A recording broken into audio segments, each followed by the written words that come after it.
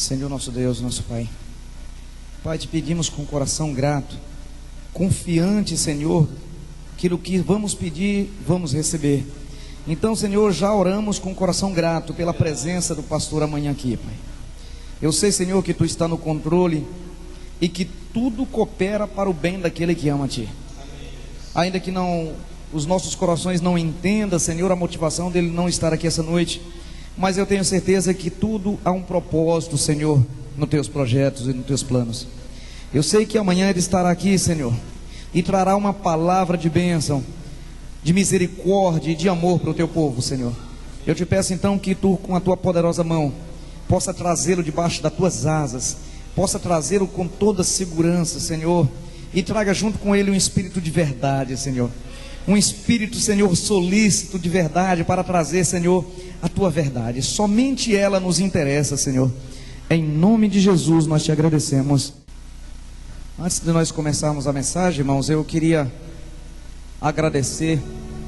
Eu não tenho nem palavras. Eu procurei alguma palavra que pudesse expressar a minha gratidão pela vida do João e da Giovana, que pela segunda vez nos recebe na casa deles, com carinho e com amor sem igual, com uma paciência que eu não teria, mas eles têm, de receber 12 homens bagunceiros, dormindo no colchão no meio da casa, sujando o seu banheiro, e ela ali fazendo o alimento e cuidando da gente com todo carinho.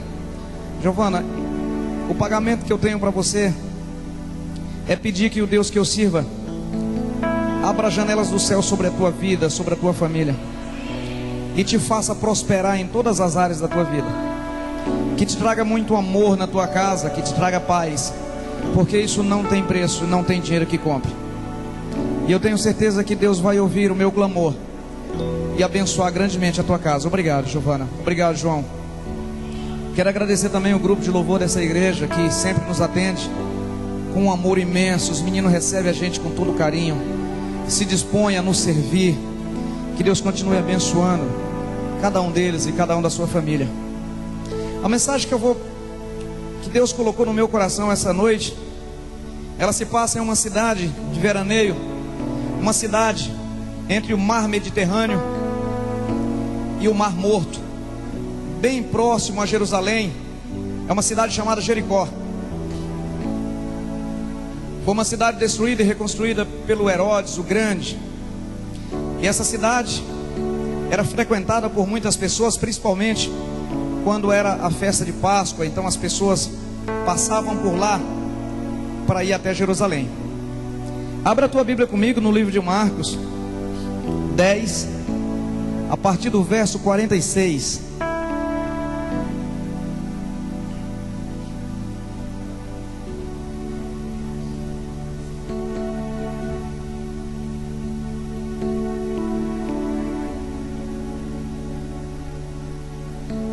Livro de Marcos 10, a partir do verso 46.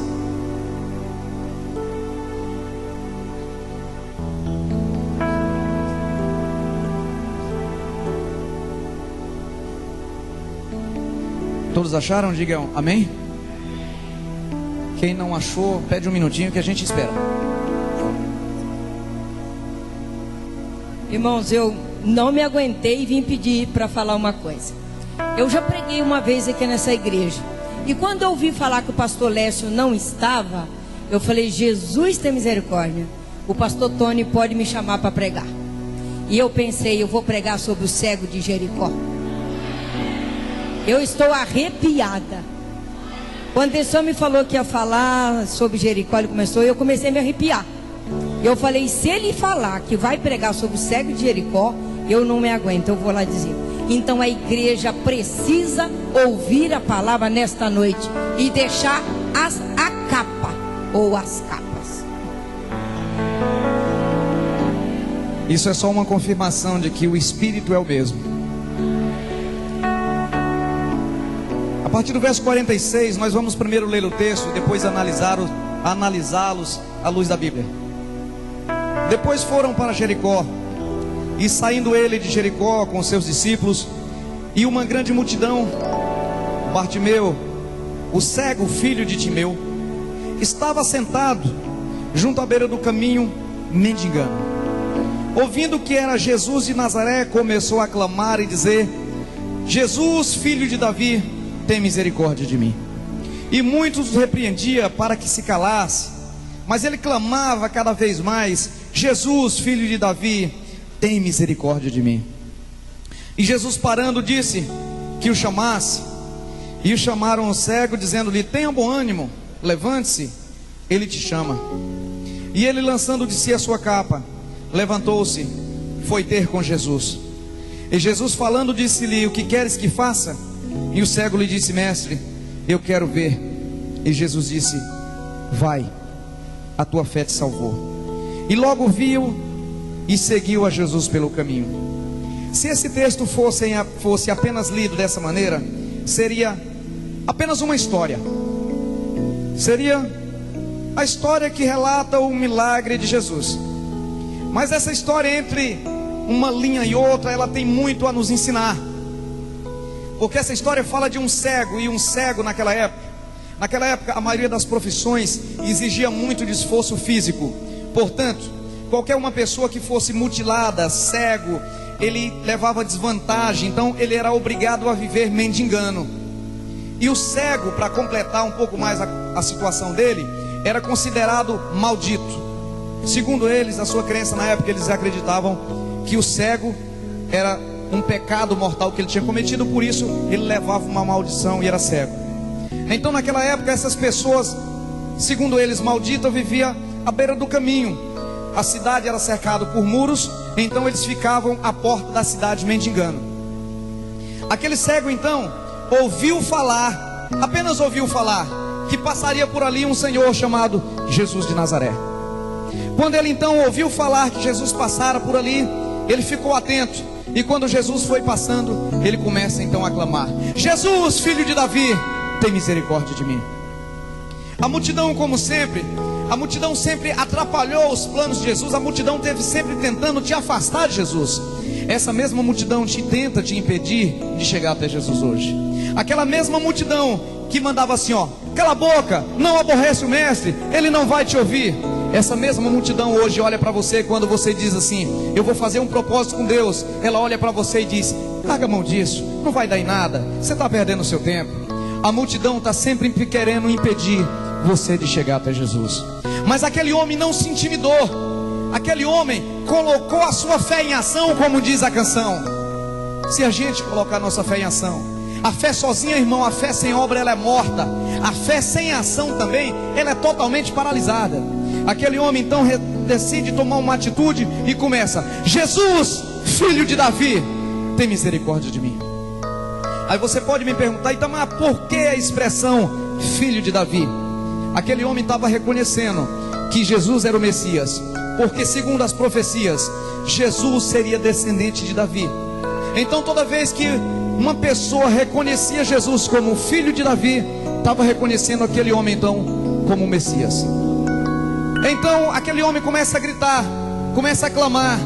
E aí a história me impacta quando Jesus vai andando e para. Jesus para ouvir um cego. Ele para te ouvir também. Jesus se importou com um maldito, segundo a crença. Jesus então para aquele homem e fala: chame ele. Aí, meu irmão, quando vão lá e dizem: ei, tenha bom ânimo, o mestre te chama. Aquele homem toma uma atitude que talvez eu nunca teria coragem de tomar na vida. Talvez nenhum de nós teria coragem de tomar uma atitude que aquele cego tomou. Aquele cego se levanta então, pega a sua capa, joga ela de lado e vai ter com Jesus. Aí você me pergunta: Itamar, o que tem de mais que esse cego fez? Ele jogou uma capa fora. O que esse homem fez de mais, de tão importante? Eu vou te explicar. A capa de um cego, pastor, representa para ele toda a tua vida, todo o teu patrimônio, a tua roupa, o teu carro, a tua casa, tudo que você tem. Porque a capa era onde o cego se protegia dos insetos, da chuva, onde ele se cobria, guardava seus alimentos, tudo que ele tinha. todo o seu patrimônio era aquela capa. Aquele cego tinha certeza que ao encontrar Jesus, ele nunca mais precisaria daquela capa. Aquele cego então larga todo o seu patrimônio para trás, tudo que ele tinha, e vai ter com Jesus, porque ele sabia que ao encontrar com o Mestre, todos os seus problemas estariam resolvidos. Aquele cego chega até Jesus, e Jesus lhe faz uma pergunta aparentemente estúpida. Jesus olha para o cego e diz: o que quer que eu faça? Olha, irmão, um cego naturalmente quer ver, um aleijado quer andar. Mas Jesus conhecia o princípio do poder da palavra. Aquele homem precisava dizer o que queria. Aquele homem precisava dizer para Jesus o que queria. Muitas vezes você até pensa e diz assim: Senhor, tu sabe que eu quero. A minha mãe não tem estudo nenhum, ela é da roça, mas ela tem um ditado popular muito interessante.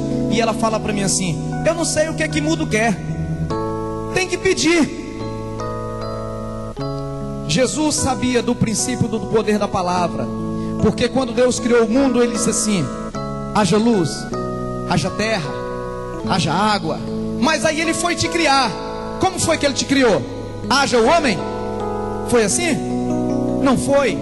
Ele disse assim: façamos o homem a nossa imagem e a nossa. Então entenda, você é semelhante a Deus. Eu acho que você não entendeu. Você é semelhante, parecido com Deus. Portanto, tudo que Deus criou com o poder da palavra, você tem um poder semelhante de criar coisas para a sua vida pelo poder da palavra. Você entende o princípio do poder da palavra? Você entende que quando você olha para o teu filho e fala: esse menino não vai dar nada na vida, é isso que ele vai ser, porque você liberou uma palavra sobre a vida dele. Foi ministrado isso ontem aqui. Então Jesus entendia o princípio do poder da palavra. E Jesus olha para o cego e faz uma pergunta que, para quem estava no contexto da história, poderia dizer: esse caboclo é doido, está vendo que o cara é cego, ele quer enxergar? Jesus diz: o que quer que eu faça? Senhor, eu quero ver. Ele disse: vai, a tua fé te salvou. Ah, meu irmão, aquele homem entendeu. Quando ele largou a sua capa, largou tudo e foi ter um encontro com Jesus. Sabe, hoje o nosso tecladista Dionísio estava me falando que certa vez eu ministrei essa palavra ao coração dele. E tem uma outra senhora que faz parte da célula, e ela disse: eu tenho 20 anos de evangelho e eu nunca tinha entendido isso. Eu tenho 20 anos de evangelho e eu nunca tinha entendido que um cego, um mendigo, largou tudo que tinha para ter um encontro com Jesus. E eu me envergonho diante desse cego, porque eu nunca larguei tudo que eu tenho para encontrar com Jesus. Nós estamos sempre presos a alguma coisa. Se você perguntar para um irmão assim: você quer que Jesus venha hoje, irmão? Ele vai dizer para você: não, espera mais um pouco, porque eu tenho um projeto a terminar. Eu quero ver o meu filho na faculdade. Eu não comprei o carro que eu queria. Nós estamos sempre com o nosso coração preso em alguma coisa. É difícil você largar tudo que você tem para ter um encontro com o Mestre. Um Mestre que aquele cego nunca viu. Aquele cego apenas ouvia falar que era o Messias, mas ele creu. Mas aquele cego, ele mais que creu, ele colocou a sua fé em ação. Ele teve uma atitude. Porque o mais importante da fé, irmão, não é só crer. Se você não agir, a tua fé é morta. No ano retrasado, eu estava no retiro, o pastor Tony, e aí eu falei assim para a igreja: a fé move montanha, amém? E a igreja falou amém. Eu falei: mentira. Aí uns lá do fundo gritaram: é doido. Mas a fé não move uma palha de lugar, irmão. Onde que está escrito que a fé move montanhas? A fé não move montanhas. O texto não diz assim.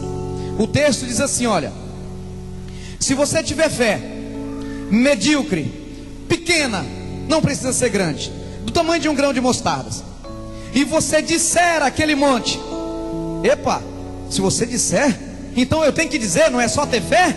Não. Se você tiver fé e disser aquele monte: lança-te daqui ao mar, e não duvidar no que você disse, assim será. O poder da palavra, ele está impregnado em todas as páginas da Bíblia. Em todo momento Deus está dizendo: é assim, filho. E a gente não consegue entender esse contexto. Então, irmãos, não é só ter fé. A fé é o ponto de partida, é o combustível que você coloca no carro. Mas você tem que dar a partida, você tem que sair do lugar. Eu vejo muitos crentes que não andam, fica patinando durante todo o tempo. A sua vida espiritual não cresce, a sua vida financeira não cresce, a sua vida conjugal não cresce, porque ele apenas diz assim: Senhor, eu tenho fé. A ação é a prova material que você tem fé. Porque quando você age, você está materializando, dizendo assim: ó, eu creio, e estou fazendo porque eu creio. Quando você entra num carro, você entra, senta no banco e dá partida. Você pensa se o seu carro vai pegar ou não, pastor? Não pensa. Porque você tem fé absoluta que quando você dá na partida, o carro vai pegar. Você então toma uma ação diante da sua fé natural. Mas a fé sobrenatural, irmão, ela é um pouco mais complexa. Mas todos nós temos a fé natural. A sobrenatural é que precisamos exercitar. E aquele cego, ele deu uma prova absoluta da sua fé sobrenatural. Ele tomou uma atitude. Ele largou tudo para ter um encontro com Jesus. Ô meu irmão, como eu queria que essa curta palavra, essa curta mensagem, ela germinasse, sabe, que ela crescesse dentro de você, e você começasse a se perguntar: o que eu já larguei para ter um encontro com Jesus? Será se eu já tive coragem algum dia, ou eu vou ter, de largar tudo para ter um encontro pessoal com esse Jesus, para ter a minha experiência com Cristo? Irmão, não é a experiência do teu pai, do teu marido, da tua esposa que vai te levar até Deus. É a tua experiência pessoal. E você só vai ter esse encontro com Jesus quando você estiver disposto a pagar um preço. Nada vem de graça nessa vida, meu irmão. Nada. Do céu cai chuva, cai cocô de passarinho, cai avião. Se você não agir com a sua fé, as coisas não vêm. Não existe mágica no mundo espiritual, existe logística. As coisas não acontecem como uma varinha de condom, como o pastor pregou ontem. Tem gente que pensa que Deus é o seu servo. Eu me converto, então Jesus pega uma varinha de condom e bate na minha cabeça e está meus problemas resolvidos. Não é assim que funciona.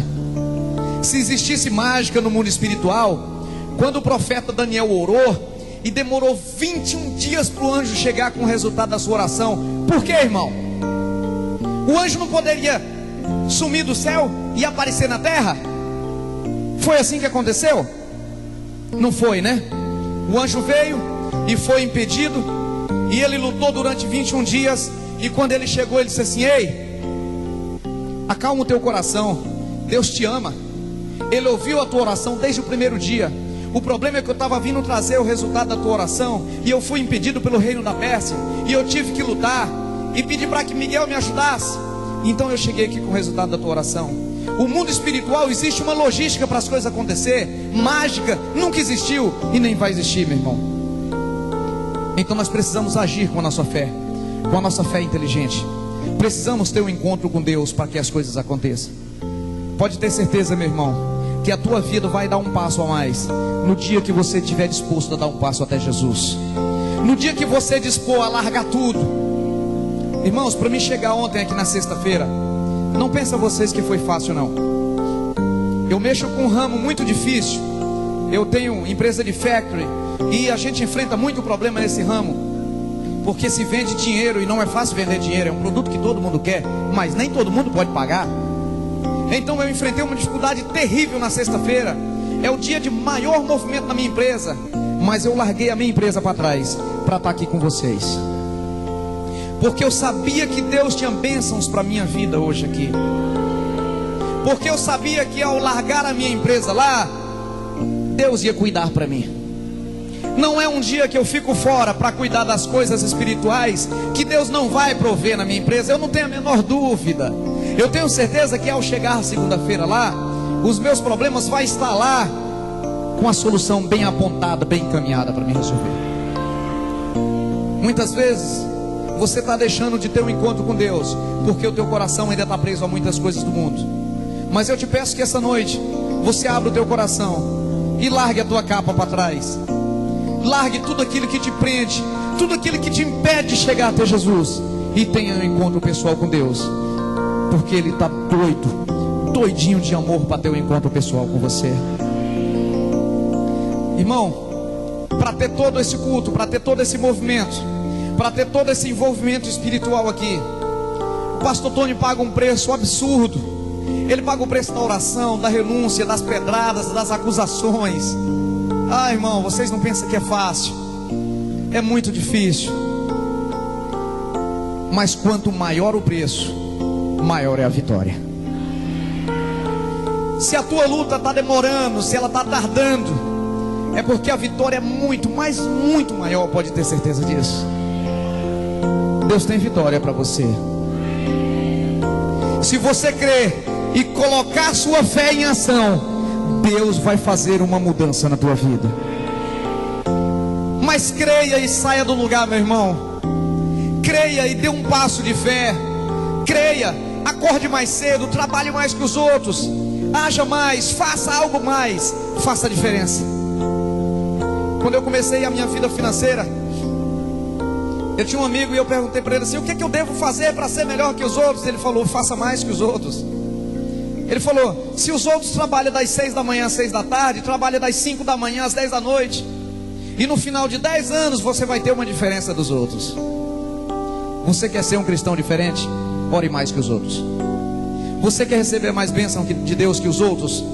Vigie mais que os outros. Pague o preço mais que os outros. Não fique olhando para o teu irmão. Não fique pensando assim: porque o meu irmão não vai, eu não vou. Não, pague o preço você.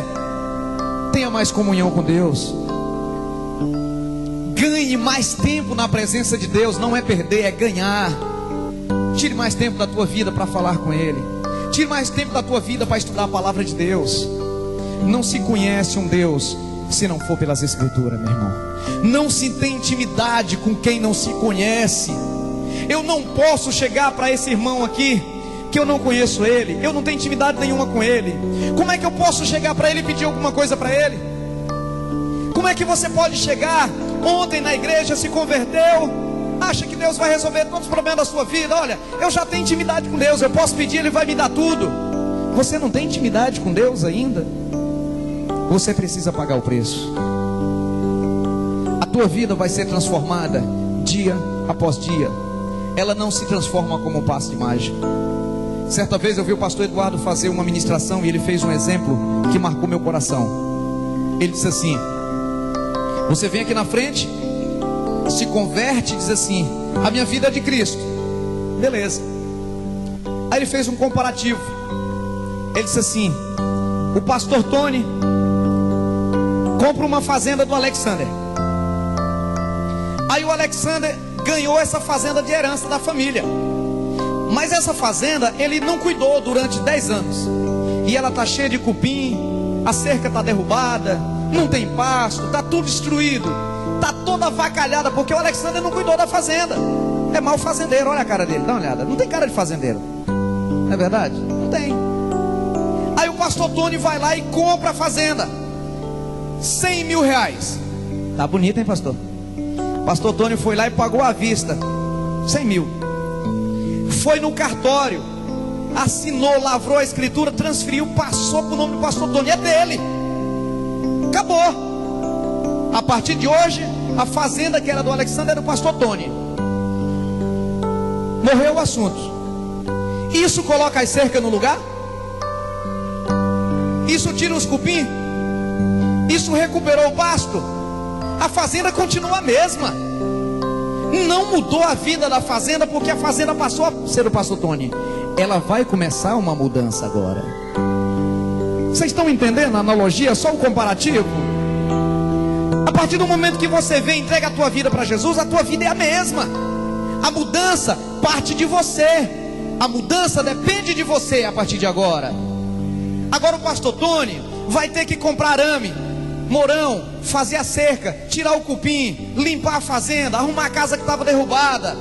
Ele vai ter que pagar o preço. Não é da noite para o dia, não tem mágica. Então daqui a alguns anos, se o pastor Tony decidir colocar a fé dele em ação, a fazenda dele vai ficar bonita. É assim que a tua vida vai ficar, quando você decidir uma mudança na tua vida. A mudança não parte de Deus, parte de você, porque a mudança Ele já quer para a tua vida há muito tempo. Amém, igreja? Vamos ficar de pé em nome de Jesus.